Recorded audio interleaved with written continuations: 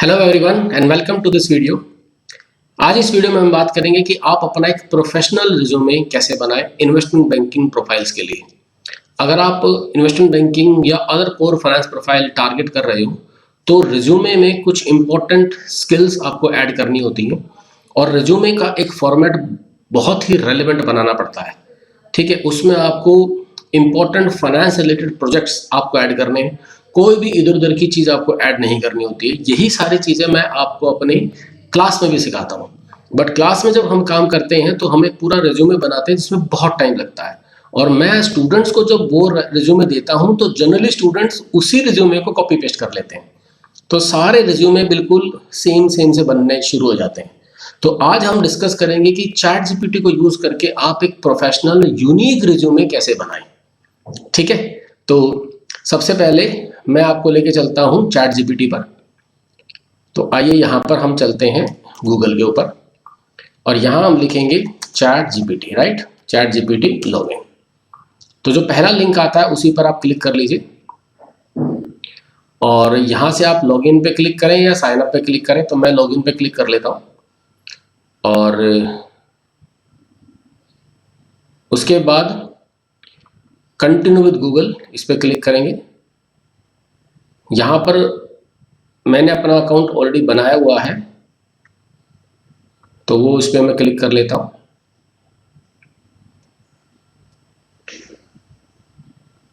तो ये आपके पास चैट जीपीटी 3.5 वर्जन की फ्रंट स्क्रीन है। इसके लिए आपको कोई पेड प्लान लेने की ज़रूरत नहीं है। चैट जीपीटी 4 की आपको कोई ज़रूरत नहीं है।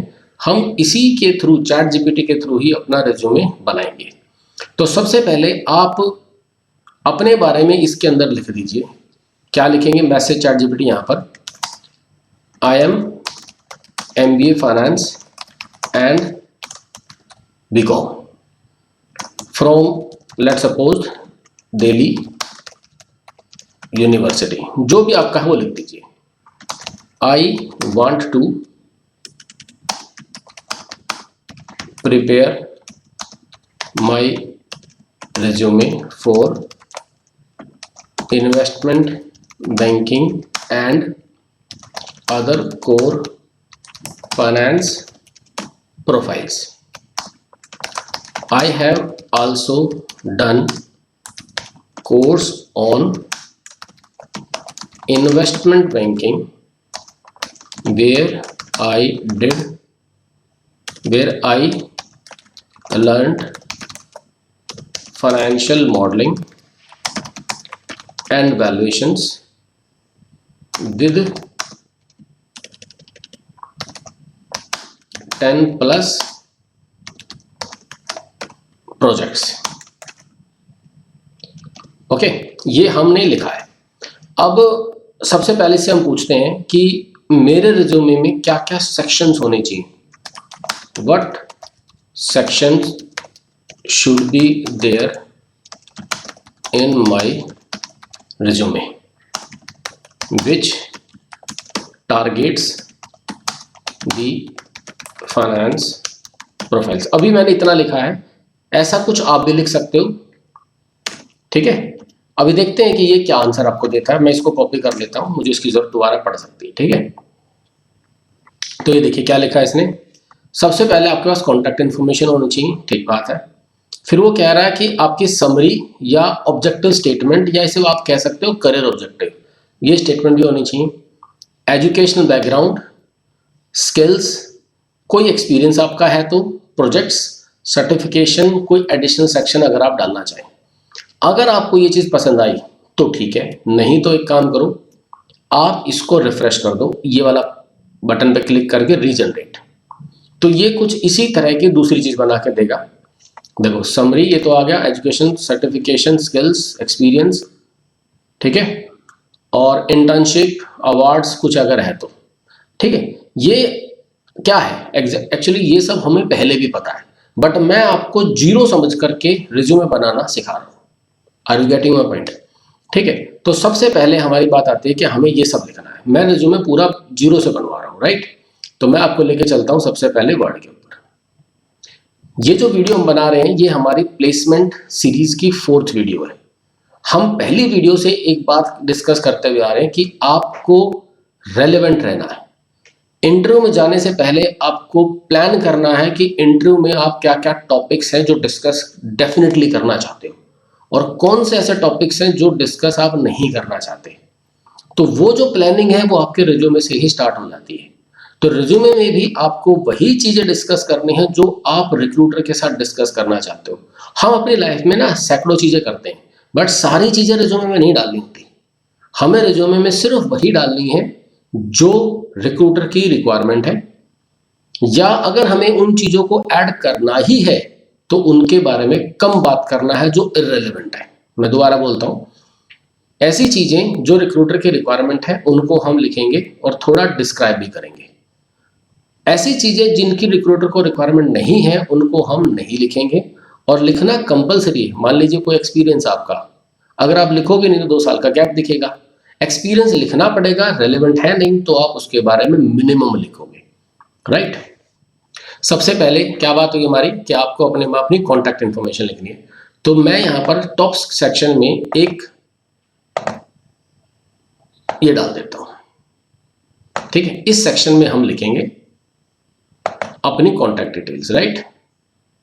कोई भी कलर स्कीम आप चूज कर सकते हो। यहाँ से मैंने ये चूज कर ली, राइट क्लिक करेंगे, इसके अंदर ऐड टेक्स्ट करेंगे। तो मैंने यहाँ पे क्या लिखा, फॉर एग्जांपल मनोज कुमार, ठीक है, my name is Manoj Kumar, ठीक। अब एंटर मैंने किया यहाँ पर, और यहाँ पर आप अपनी प्रोफाइल के हिसाब से, जो तरह की प्रोफाइल आपकी है और जिसमें आप जाना चाहते हो उसके हिसाब से कोई टैगलाइन लिखना चाहिए आपको, ठीक है। जैसे आप क्या लिख सकते हो, financial modelling and valuation expert लिख सकते हैं हम, ठीक है। अब ये नहीं लिखना चाह रहे मान लीजिए, तो क्या लिख सकते हो वो आप चैट जीपीटी से उठा के लाओ। तो वापस इधर आ गए, यहां पर हम लिखेंगे, हम ये सारे सेक्शन चैट जीपीटी से उठाएंगे, ठीक है। की स्किल्स तो चलो इसने डायरेक्टली दे दिया, हम हो सकता है इनमें से कुछ की स्किल्स हटा भी दें, कुछ हम अपनी तरफ से भी ऐड करें। ये सारा अपने 1 घंटे के अंदर, ये वीडियो आधे घंटे की शायद ये वीडियो होगी मेरे हिसाब से, तो हम सब कुछ इसके अंदर डाल देंगे, राइट। तो हम क्या लिखेंगे, ये तो मेरे बारे में हो गया। मैं सबसे पहले लिखता हूं यहाँ पर एक प्रॉम्प्ट लिखता हूं, जो मैं यहाँ लिखूंगा ना इसमें चैट जीपीटी में, उसे हम कहते हैं प्रॉम्प्ट, और जो उसका आंसर हमें मिलता है उसे हम कहते हैं कंसिडरेशन। तो मैं यहाँ पे क्या लिख रहा हूँ, I want to write something right above और below my name in resume, can you tell me something, what should I write there? Let's see क्या लिखा है ये, a brief professional headline or personal branding statement above or below your name can immediately convey your expertise or career focus. Here are few examples. तो ये क्या दे रहा देखते हैं जरा, experienced finance professional specializing in investment banking, ये तो बड़ा स्टेटमेंट हो गया, इतना बड़ा तो नहीं लिखेंगे हम। MBA ग्रेजुएट, ये भी ठीक नहीं लग रहा। Proficient in financial analysis and valuation, ये थोड़ा ठीक लग रहा है। Proficient in financial analysis and valuation, ये लैंग्वेज आप उठा सकते हो। सीकिंग इन्वेस्टमेंट बैंकिंग अपॉर्चुनिटी, ठीक है, मैं पूरा नहीं लिखूंगा, ये मेरे को 2 या 3 वर्ड ही लिखने हैं, ठीक है। I am looking for 3 or 4 words statement. देखते हैं क्या देता है अभी, ये आ गया कुछ। Finance professional MBA, investment banking enthusiast, financial analyst BCom, finance passionate finance graduate. इसको रिफ्रेश करके देखो तो ये कुछ और इसी तरह के एग्जांपल्स देगा। मैं आपको क्या कह रहा हूं, अगर मैंने एक स्टेटमेंट यहां लिख दी ना तो सब लोग वही लिखेंगे, पर्पस वो नहीं है। अगर पर्पस वो होता तो मैं उठा के एक सैंपल जो मैं आपको दे दूं जो बना बनाया हुआ है, तो आप उसी को कॉपी पेस्ट कर लोगे। मैं चाहता हूं कि चैट जीपीटी यूज करके आप अपना रिज्यूमे खुद बनाएं, ठीक है। तो देखो, इन्वेस्टमेंट बैंकिंग एंथुसियास्ट, ठीक है। फाइनेंशियल मॉडलिंग एक्सपर्ट आप हो नहीं, ठीक है, आपने सीखा है लेकिन एक्सपर्ट कैटेगरी में नहीं है। Passionate financial analyst, valuation, aspiring investment banker, ये ठीक ठीक लग रहा है स्टेटमेंट। स्ट्रेटेजिक फाइनेंशियल एनालिस्ट, ये वर्ड थोड़ा ठीक लग रहा है एस्पायरिंग से रिलेटेड। और कुछ देख सकते हैं हम, आप रिफ्रेश करके देख लो, कुछ और भी आप कर सकते हो यूज, देख सकते हैं। चलो, finance professional, investment banking, financial analyst, valuation expert, MBA aspiring, ये भी ठीक लग रहा है। Financial modelling specialist, aspiring investment banker, यही लिख लेते हैं। चलो, कुल मिला के आपको मेरी बात समझ में आ गई, ज्यादा टाइम वेस्ट नहीं करते इस चीज के ऊपर। डन। अभी जो आपका नाम है इसको हम थोड़ा सा बड़ा कर लेते हैं, साइज बढ़ा देते हैं इसका थोड़ा, ठीक है। थोड़ा स्पेस डाल दिया हमने यहाँ पे, इसको लेफ्ट में लेके आते हैं और यहाँ पर आप लिखेंगे अपनी ईमेल आईडी, जैसे मैंने लिख दिया M कुमार, चलो मैं लिख देता हूँ info@ibinstitute.in, और मोबाइल नंबर है 9896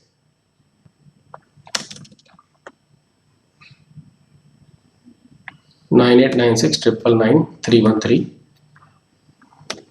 देखो, पूरी कंप्लीट फॉर्मेटिंग तो मैं यहाँ नहीं करूँगा, लेकिन आपको बहुत अच्छा आइडिया जरूर दे दूंगा कि कैसे आप अपना रिज्यूमे बना सकते हो।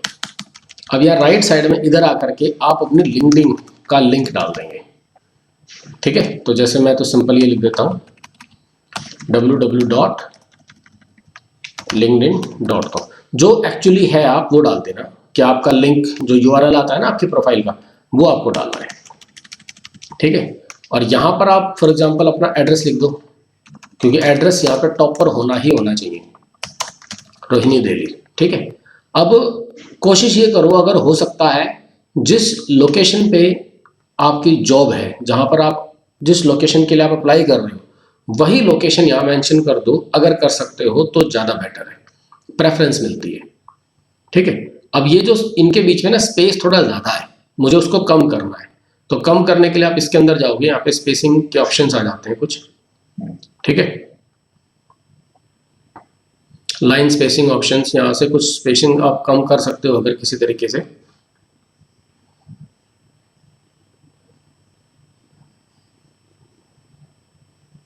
देखो ये स्पेस थोड़ा कम हो गया, मुझे इसके ऊपर भी स्पेस थोड़ा कम करना है, अगर हम कर सकते हैं तो वो मैं अभी आपके ऊपर छोड़ रहा हूँ, ज़्यादा इस पे काम नहीं कर रहा हूँ मैं, शायद इतने में हमारा काम चल जाएगा, ठीक है। ओके,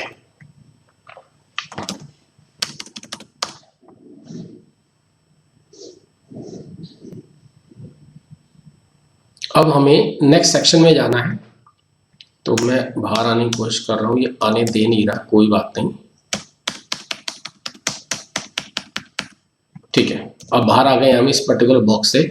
अब यहाँ पर हमें सबसे पहले क्या लिखना है, करियर ऑब्जेक्टिव।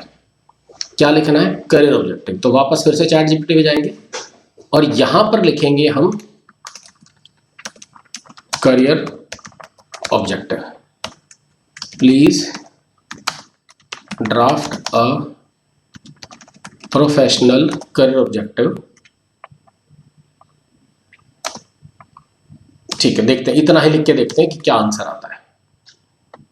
देखिए अब इसने कुछ लिखा है हमारे लिए, career objective, dynamic finance professional with strong academic background in MBA finance and BCom from Delhi university, equipped with comprehensive knowledge in financial modeling and valuation and investment banking principle, seeking to leverage expertise in, basically मैं क्या कह रहा हूँ, अब अगर आप अपने आप लिखते तो इतनी बढ़िया लैंग्वेज आप नहीं लिख सकते। अब इसमें कुछ ऐसे वर्ड्स हो सकते हैं जो आपकी टंग पर सूट नहीं करते, आप वैसे वर्ड कभी यूज करते ही नहीं हो, तो वो वर्ड इसके डायरेक्ट मत उठाओ, आप इसको बोलो कि यूज सम सिंपल लैंग्वेज, ठीक है।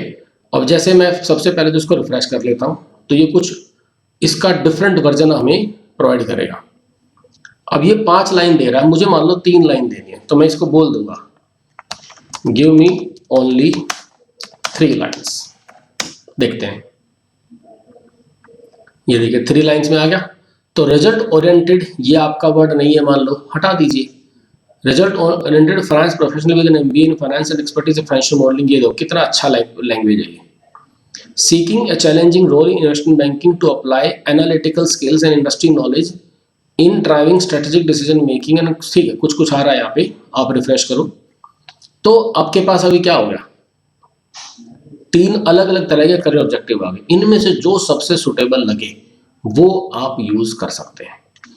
आपको चाहते हो कि भाई जो ये दे रहा है एग्जैक्ट आंसर नहीं है जैसा आपको लगता है, तो इसको कुछ ऑप्शन दो, कुछ इसको गाइड करो। Please use financial modelling and valuation keywords in the career objective which also includes financial analyst profile। ठीक है, और यहां पे बोलो यूज सिंपल लैंग्वेज। ठीक है, ये देखो, अब detail audited financial analyst with expertise in financial modelling valuation techniques dedicated to driving insightful analysis and strategic recommendation to optimise investment decision. ठीक है, ये नहीं बन रहा है, मेरे को नहीं सूट कर रहा है ये। मैं इसको फर्दर बोलता हूं, please include the course on financial modelling and valuation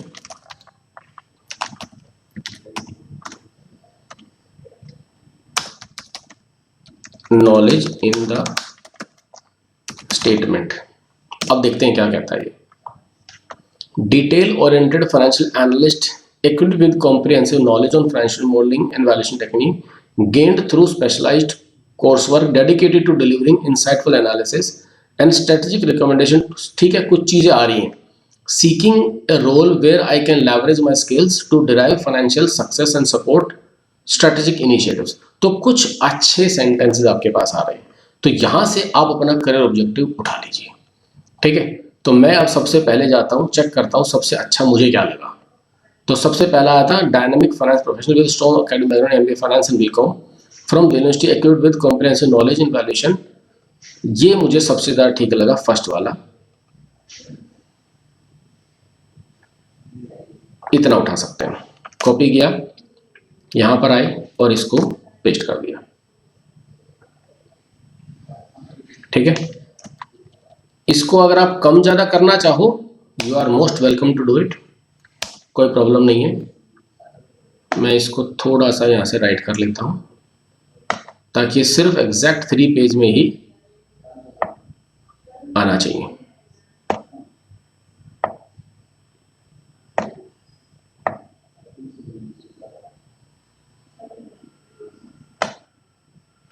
okay, चलो ठीक है।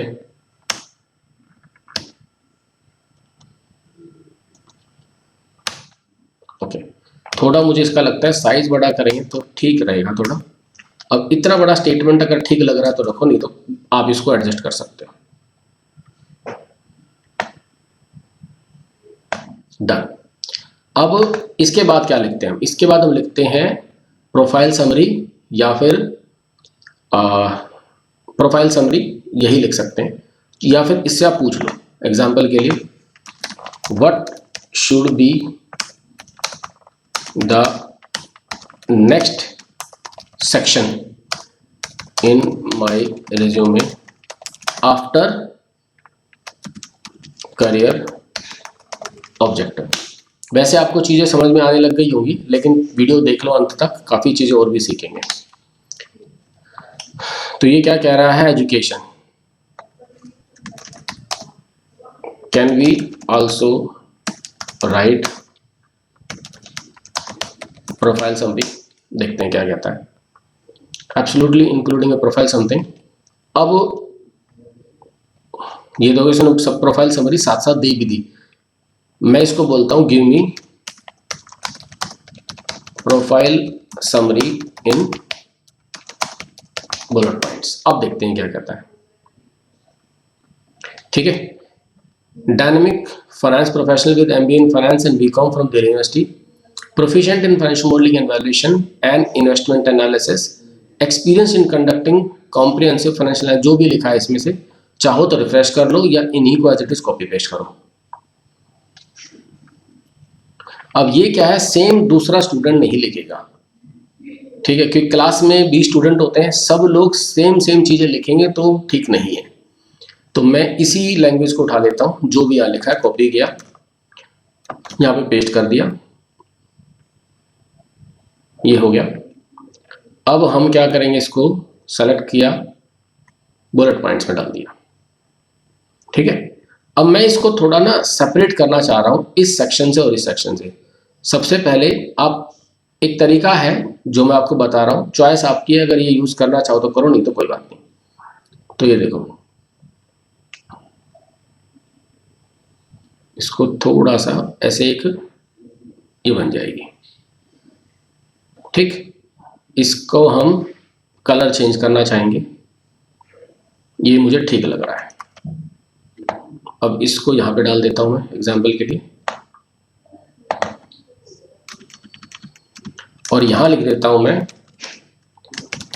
Profile summary. इसको थोड़ा सा हम साइज बढ़ाएंगे इसका, समथिंग लाइक दिस। अब ये इससे अलाइन नहीं है तो इसको थोड़ा सा हम सेंटर लेके आएंगे, वेट, ये आ गया।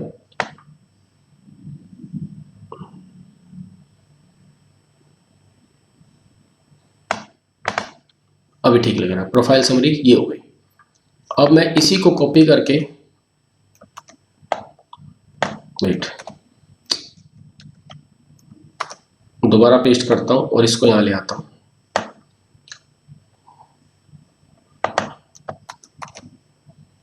इसको भी ले आते हैं यहां पे, ठीक है।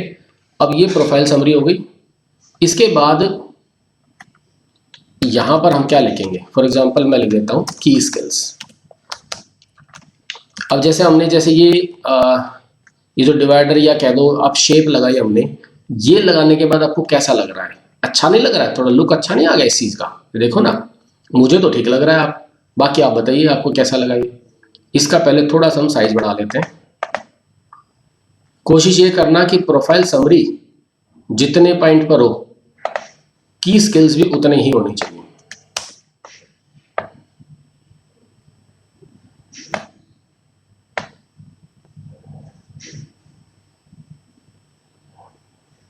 डन। कुछ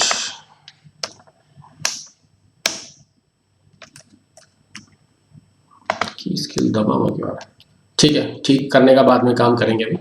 अब की स्किल्स में क्या क्या लिखोगे? की स्किल्स में वैसे इसने भी कुछ लिखा था, लेकिन मैं भी लिख देता हूँ। वैसे मैं खुद ही लिखूंगा तो वो सारे स्किल्स आप लिख सकते हो जो जो आपने कोर्स में किए। जैसे मैं लिखना शुरू करता हूँ, एक सेकंड के लिए।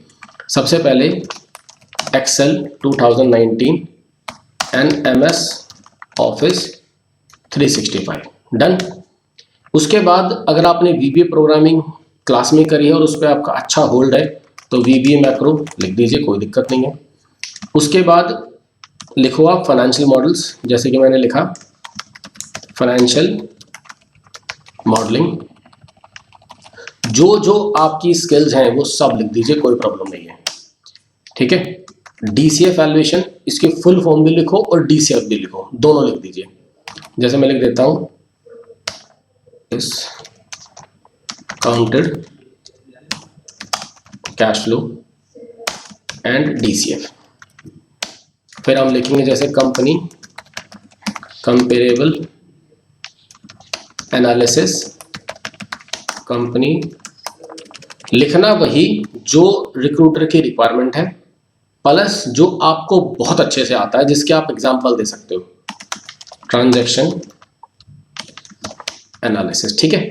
अब ये हमने लिख दी। इसके बाद आपने क्या सीखा है? इंडस्ट्री रिसर्च, एग्जांपल भी लिख सकते हो जो आपने करे हैं अगर आप लिखना चाहो तो।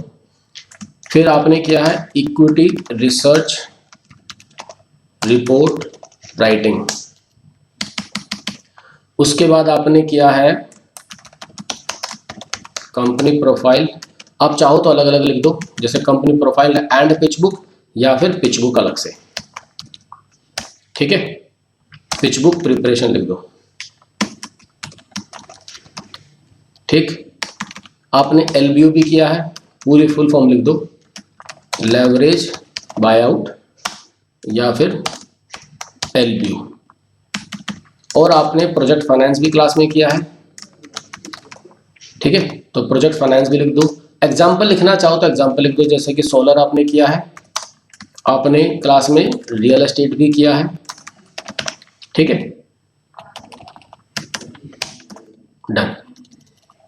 और भी अगर कुछ चीज़ मेरे रह गई हो तो आप वो भी लिख सकते हो, जैसे मैंने रेशियो एनालिसिस यहाँ नहीं लिखा है तो रेशियो एनालिसिस, और जैसे कुछ अलग एक्स्ट्रा भी हो सकता है। फॉर एग्जांपल आपने पावर बीआई भी क्लास में किया है, ठीक है, और डैशबोर्ड भी आपने किया है, बस बहुत हो गया। तो अब देखो जरा लुक कैसा आ रहा है, मेन बात है कि लुक कैसा आ रहा है। रिज्यूमे एकदम बिल्कुल सटीक है, क्योंकि हमने कीवर्ड्स यहाँ से यूज करने शुरू किए हैं, कोई फालतू की बातें नहीं है, ठीक है। इसके अंदर भी सिर्फ और सिर्फ फाइनेंस होना चाहिए, यहाँ पर की स्किल्स के अंदर भी सिर्फ फाइनेंस और वही टॉपिक्स होने चाहिए जो रिक्रूटर की रिक्वायरमेंट हो सकती है, ठीक है। अब इसको आप कॉपी करो और इसको मैं यहाँ पर पेस्ट कर लेता हूँ, थोड़ा ऊपर रह गया ये, ठीक है। इसको भी ले आओ। अब हम लिखेंगे ट्रेनिंग एंड सर्टिफिकेशन।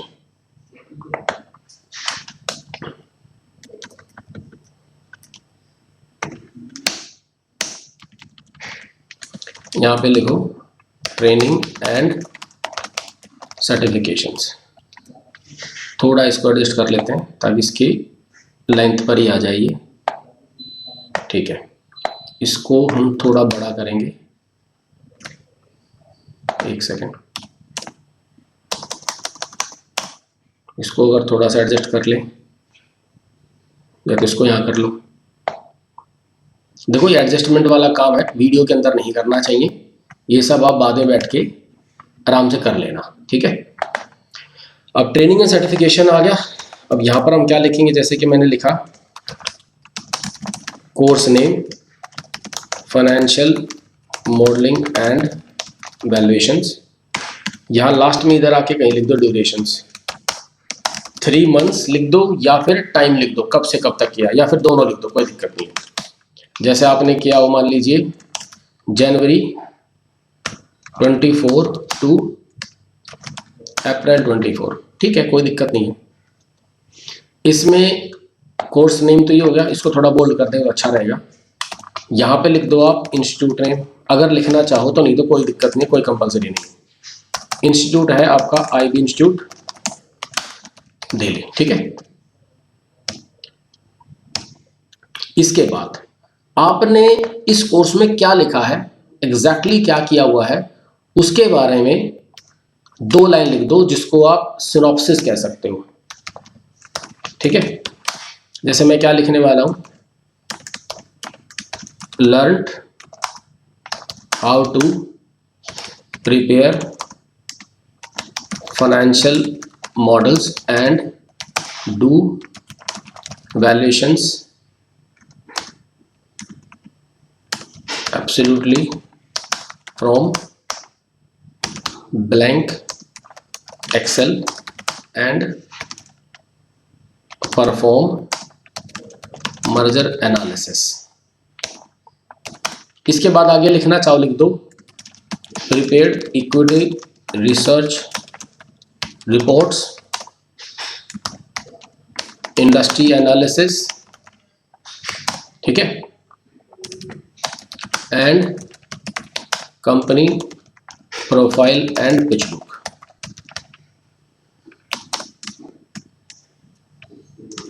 और भी लिख सकते हो, जैसे कि क्रिएटेड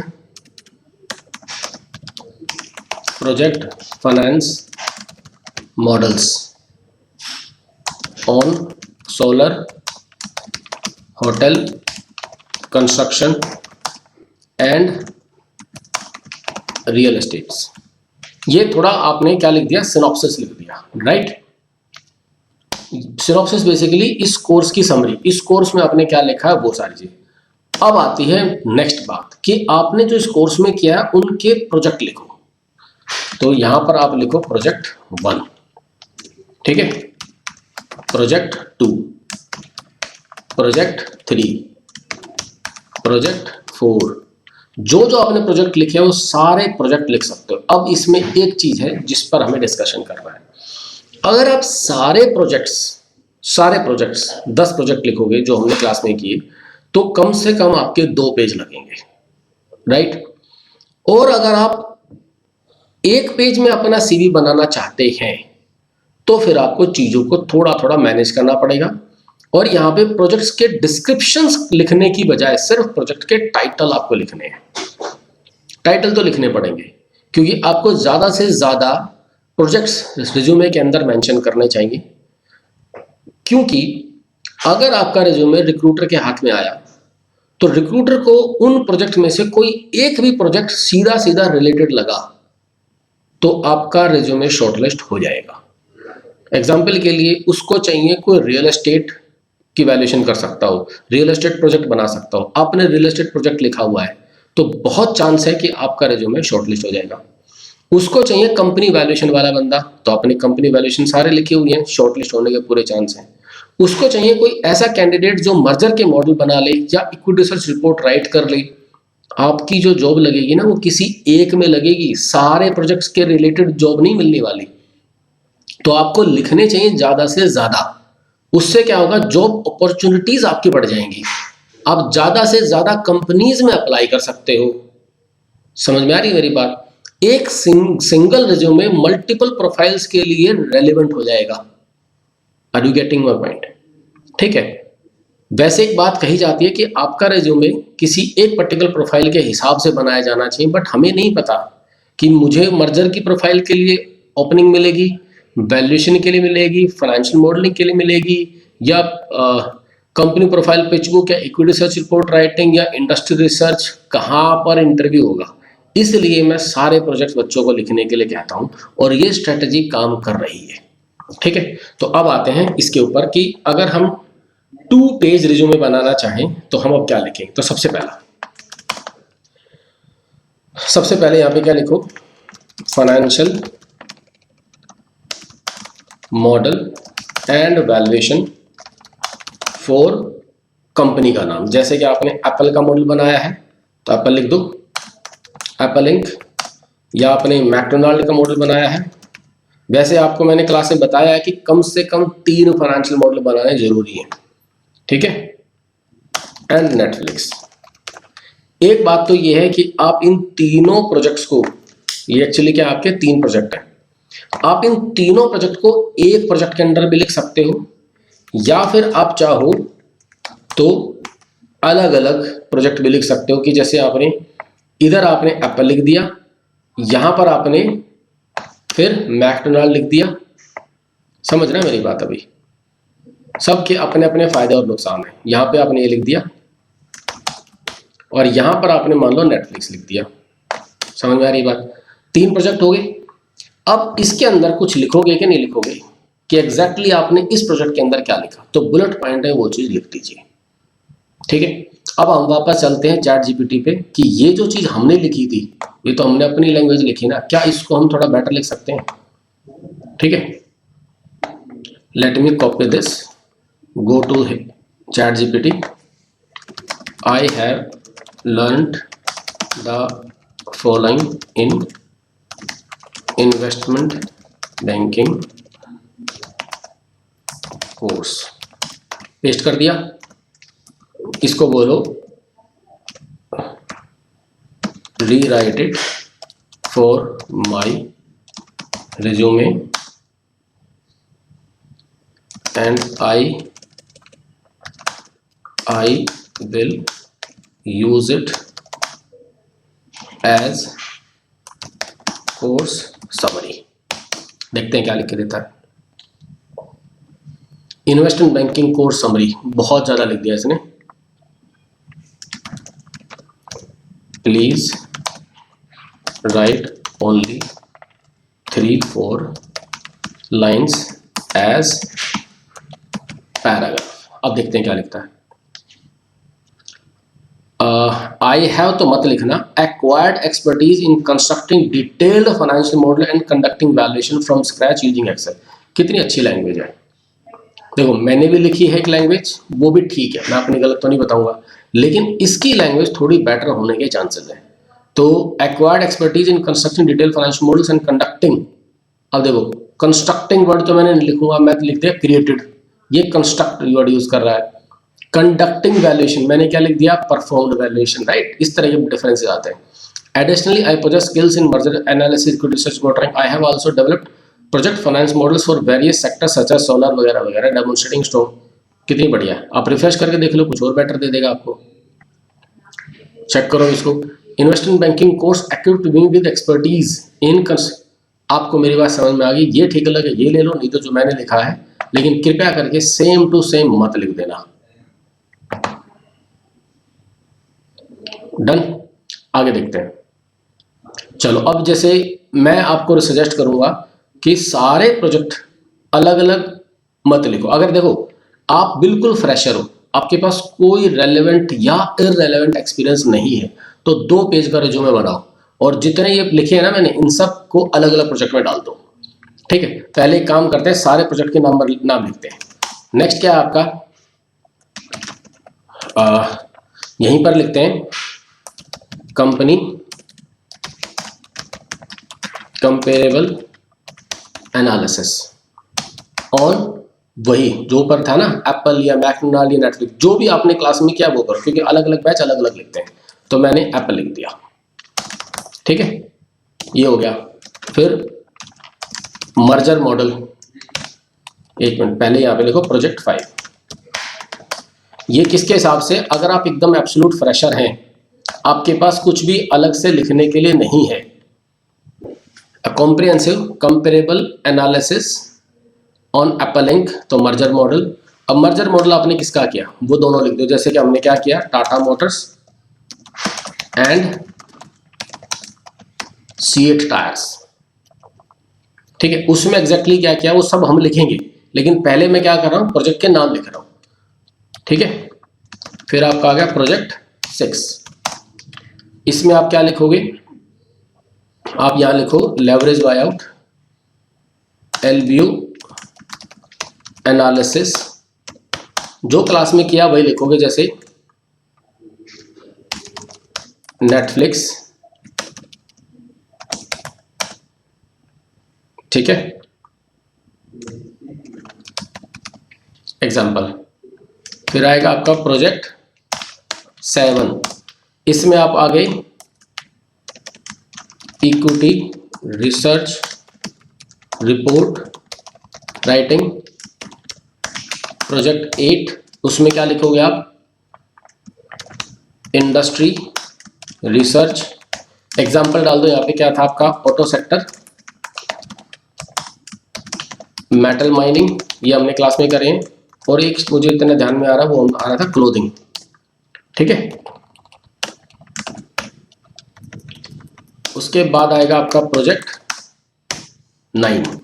प्रोजेक्ट 9 में हमने क्या किया है, company profile and pitch book. किसी तरीके से आप प्रोजेक्ट 10 भी लिख दो, वो क्या है, देखो merger model, LBO, equity, industry, ये सब हो गए। ठीक है, अभी आगे बढ़ते हैं। अब पहला प्रोजेक्ट क्या था आपका, अब देखो सारे प्रोजेक्ट लिखना वो भी एक स्ट्रेटजी है, और आप चाहो तो इन तीनों को एक में लिख दो, जैसे कि इसको उठाओ यहां डाल दिया। ठीक है, फिर नेटफ्लिक्स भी यहां डाल दिया, तो अब आपके प्रोजेक्ट थोड़े कम हो गए। सिंपल कहानी यहां पर ये है। तो एक बार अब हम लिखते हैं, वापस चैटजीपीटी में जाते हैं। I have done a project on Netflix company.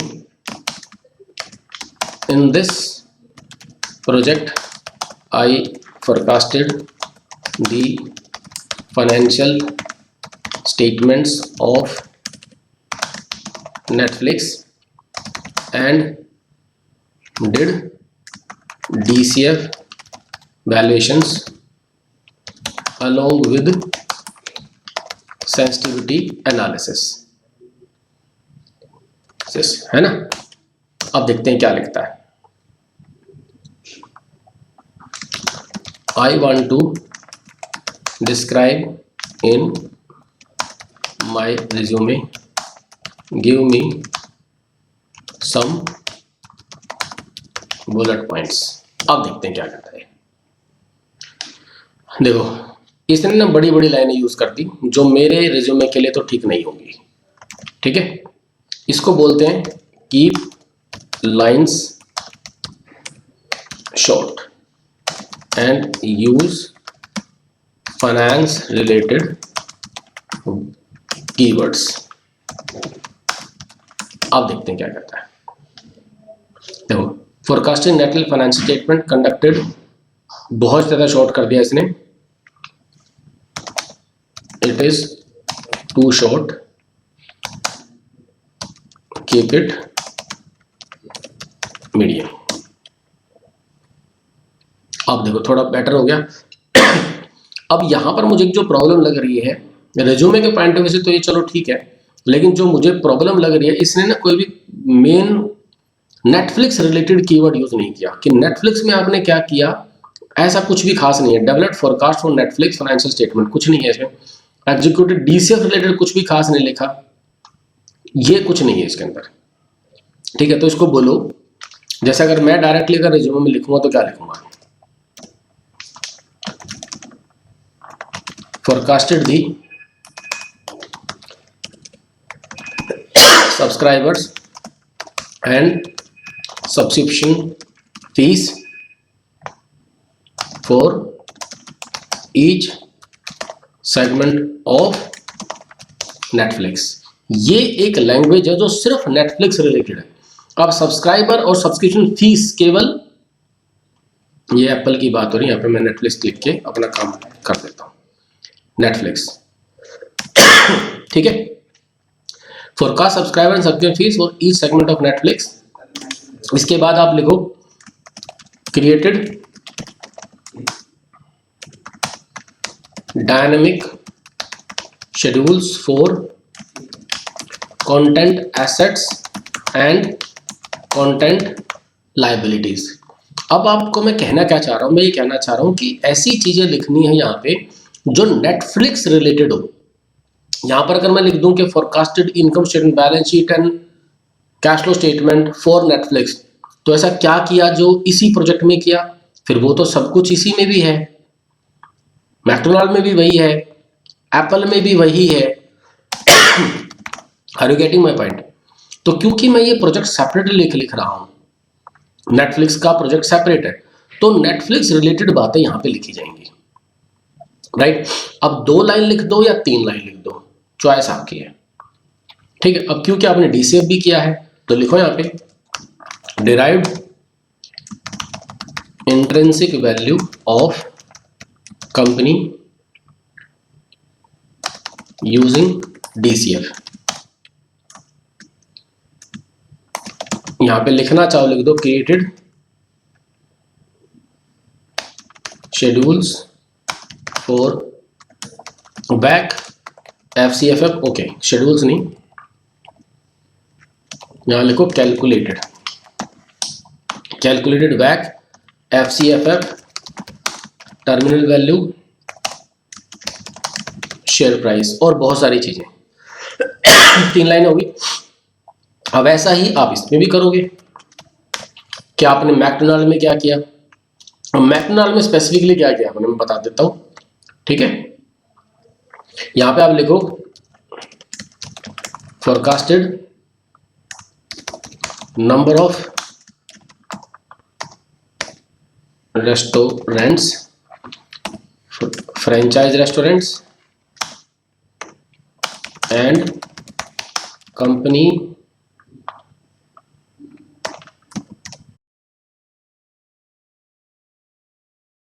forecasted number of restaurants for each geography, ठीक है, ये लिख दिया। इसके बाद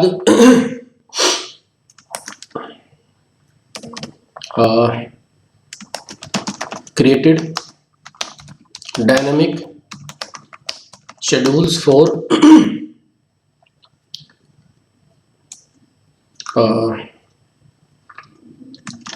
earnings for each restaurant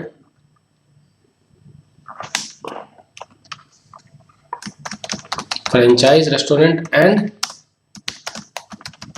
company restaurant. आपको मेरी बात समझ में आ गई? देखो अब यहां पर रेस्टोरेंट की बात हो रही है क्योंकि मैकडोनल्ड की बात आ रही है। सेम वैसे ही जब मैं एप्पल की बात करूंगा तो एप्पल रिलेटेड बातें लिखूंगा।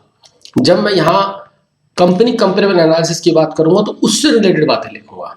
ये सारी चीजें अगर आप खुद लिख सकते हो तो लिखिए, और अगर नहीं लिख पा रहे हो, आता तो है आपको but you don't know how to write and what to write, in that case you can use ChatGPT, right? Now once you have described all of this, now let me do it this way. Instead of putting all of this into different projects, let me write MCD here and Apple here. In that case I can remove this, ठीक है? सब कुछ एक साथ लिख देंगे हम यहाँ पे, ठीक है? ये एप्पल हो गया, इसको भी हटा देते हैं। तो अच्छा, जब ये प्रोजेक्ट एक प्रोजेक्ट यहाँ पे चल रहा है ना, तो कोशिश करो कि इसका डिस्क्रिप्शन सेकंड पेज पे ना जाए। उसके लिए जो भी करना पड़े वो करिए, ठीक है? मे बी आपको ऊपर थोड़े स्पेस बनाना पड़े, जो करना पड़े आपको मैनेज करना है। पहले प्रोजेक्ट का डिस्क्रिप्शन सेकंड पेज की पहली लाइन हो तो थोड़ा कम ठीक लगता है। जैसे यहाँ पर ये derived intrinsic value of using DCF है, तो ऑफ द कंपनी हटा दो, तो ये एक लाइन में चला गया ये वाली चीज। तो इस तरह की सेटिंग्स आपको करनी होती है, राइट? चलो ये सेटिंग्स आप कर लेना, वैसे इससे हो जाएगी, ये कर लेना इतनी चीजें, है ना? चलो अब जैसे मान लो कंपनी कंपेरेबल एनालिसिस के बारे में लिखना है, तो इसे कॉपी करो, ChatGPT पे जाओ। कंपनी कंपेरेबल एनालिसिस के अंदर हम क्या करते हैं? हम टेम्पलेट बनाते हैं, मल्टीपल्स कैलकुलेट करते हैं, मल्टीपल्स को यूज करके एंटरप्राइज वैल्यू, इक्विटी वैल्यू और रिलेटिव शेयर प्राइस निकालते हैं। वही सारी चीजें लिखो। मर्जर मॉडल में क्या किया होगा? टारगेट कंपनी है, एक्वायर्ड कंपनी है, दोनों की इनकम स्टेटमेंट को मर्ज किया होगा, गुडविल कैलकुलेट करे होगे, परचेज प्राइस एलोकेशन हुआ होगा, यही सब होता है। ChatGPT से लिखवाओ या फिर खुद लिखो। कुल मिला के बात यह है, मैंने आपको एक समझ दी है कि आप अपना रिज्यूमे यूजिंग ChatGPT कैसे बनाओगे। एक बात का ध्यान रखो कि आपको अपने रिज्यूमे के अंदर ऐसी चीजें नहीं लिखनी है जो फाइनेंस की प्रोफाइल से रिलेटेड ना हो। जैसे कोई बच्चे ने 2020 में इंटर्नशिप करी है जो कि कोई मार्केटिंग टाइप की थी, 2024 चल रहा है, क्यों लिख रहे हो उसके अंदर? आपने कोई BCom में या MBA में कोई इंटर्नशिप कर ली, रिक्वायरमेंट ही नहीं है, फाइनेंस से कोई लेना देना नहीं है, तो क्यों? आपने कोई पर्टिकुलर कोर्स किया टैली का या कुछ और चीज का जिसका फाइनेंस से कोई लेना देना नहीं है, मत लिखो ना। ऐसा सब कुछ लिख देने से क्या होता है, कोई बच्चे क्या लिखते हैं कि I like playing with kids, I like cooking, I like playing guitar. कहाँ रिक्वायरमेंट है इन्वेस्टमेंट बैंकिंग के प्रोफाइल के लिए? मत लिखिए। आप write from resume preparation, introduction and when you are answering questions in finance in the interview, everything should be of finance. When you go for the interview, decide what topics you definitely want to discuss with the recruiter. Decide how you will introduce yourself in the interview. Plan your interview first. Introduction should be written on paper and it has to be practiced at least 15-20 times at home. If you go to the interview and just speak what comes to your mind at the time of interview, the introduction cannot be polished. When you answer the questions like on the spot in the interview, answers cannot be polished. Try to bring the discussion on the core projects that you have done in the course. Try to bring the discussion on the experience if it is relevant. Are you getting my point? आपको अगर मेरी बातें समझ में आई है तो मुझे एक बार चैट पे बताओ, ठीक है? और ये वर्ड में कुछ हो सकता है, कुछ कमियां रह गई हो, कुछ इधर उधर है, क्योंकि इसको करने में आपको 6 से 8 घंटे का टाइम लगेगा। अपना रिज्यूमे प्रॉपरली ड्राफ्ट करने में आपको 6 से 8 घंटे लगेंगे और उसको करने के लिए आपको 6-8 घंटे लगाने ही चाहिए। और उसके बाद डेली बेसिस पे 15 मिनट, आधा घंटा, 1 घंटा रिज्यूमे पे ही लगाना चाहिए आपको। चलिए, अब ये वीडियो ऑलरेडी रफली 50 मिनट्स की हो चुकी है, काफ़ी लंबी वीडियो हमारी बनी है, लेकिन पूरा कंटेंट जो मैं आपको समझाना चाह रहा था रिज्यूमे के रिगार्डिंग, वो कंटेंट पूरा नहीं हो पाया है। तो ये इस वीडियो का पहला पार्ट है। इसका सेकंड पार्ट मैं आपको बाद में बना के दूंगा। लेकिन अगर आप चाहते हैं कि ये वीडियो सेकंड पार्ट वाली भी मैं अपलोड करूं यूट्यूब के ऊपर, तो आप इस वीडियो पर लाइक और कमेंट करके मुझे ज़रूर बताएं कि आपको इस वीडियो में क्या है जो पसंद आया, क्या ये वीडियो आपके लिए यूज़फुल थी। बहुत सारी वीडियो मैंने और भी बना रखी हैं जिसमें मैं फाइनेंशियल मॉडल्स को कैसे एक्सप्लेन करना है, मर्जर मॉडल को कैसे एक्सप्लेन करना है, वो सारी वीडियोस अवेलेबल हैं। बट वो वीडियो मैं यूट्यूब पे तभी अपलोड कर सकता हूँ आपके लिए अगर मुझे यूट्यूब पर आप लोगों का प्यार मिले। तो आप अगर वीडियो पसंद कर रहे हैं तो वीडियो को लाइक करिए और मुझे कमेंट में बताइए कि आपको इसमें क्या पसंद आया। तो रिज्यूमे की सेकंड वीडियो के लिए आपको 2 दिन 3 दिन का इंतज़ार करना पड़ेगा। तब तक मैं देखूंगा कि आपको कितने कमेंट और कितने लाइक मुझे इस वीडियो के ऊपर मिले। Thank you so much. I will see you next time.